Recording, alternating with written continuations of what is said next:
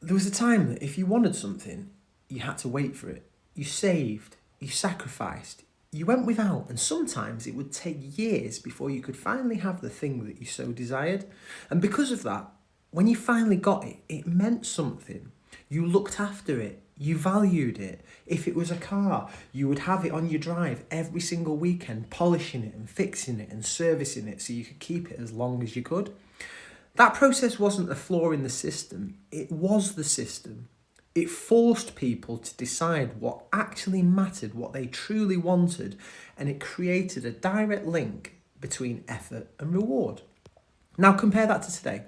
Anything that you want is instantly available. One click, one tap, one line of credit and it's yours. You don't need the money up front. You don't need to wait. You don't even need to think particularly hard about whether you truly want that thing. You just take it, you have it. You can have the reward now and you deal with the cost later. At first, this may seem like progress, more access, more choice, more opportunity, instantaneous desire satisfaction. But what it quietly removes is the very thing that gave value to that you owned in the first place, and that's effort. Because once the link between effort and reward is broken, behaviour starts to change. You stop asking, do I really want this? And start asking, can I have this now? And this, and this. And because the answer is usually yes, if not always, the barrier disappears. But so does the meaning. Because you end up paying for things long after they've lost their appeal. You're still financing things that you've already mentally replaced with the next shiny thing. And that doesn't just stay within material goods. It spreads into every part of life. It spreads into relationships where commitment becomes optional and people can be compared, swapped and replaced like that. It spreads into beliefs where ideas are picked up and dropped based on convenience rather than conviction. And it spreads into our own identity where everything becomes temporary, flexible and disposable.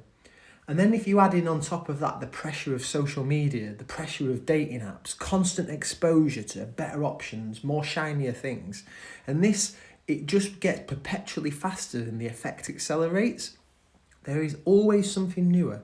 There is always something better, something more exciting, which means that you will already feel, even when you've just got something, that it's not enough.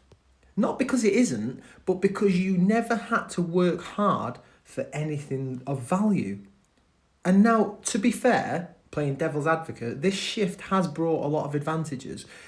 Access has expanded, opportunities have increased, and people are no longer restricted by the circumstances as they used to be. But every system has a trade-off, and here the trade-off is meaning. Because value is not just determined by what something is, but by what it costs for you to obtain it in the first place. You see, effort creates attachment, sacrifice creates appreciation, delay creates meaning, and if you remove them, everything becomes interchangeable. And the real danger isn't the consumption itself, it's the disposability becoming the default mindset, where nothing is held truly to matter because we don't hold it for long enough. You end up with more of everything, but less value to all of it. Because everything is accessible, but nothing feels earned. The next thing is always going to be more appealing than the thing that you already have, and that cycle just continues and continues. The system isn't going anywhere. Instant access, endless choice, constant dopamine hits and stimulation, that is the world that we live in now. But how you choose to operate within it is still your choice. You can consume endlessly, chasing whatever comes next, or you can choose deliberately. You can decide what is actually worth your time, energy, and effort. Because in a world where everything is disposable, the things that you choose to hold on to, the things that you're willing to work for, to invest in, to commit to, these are the things that will actually have meaning. So the question to end on is very simple. In a world where everything can be replaced, what are you going to treat as worth keeping?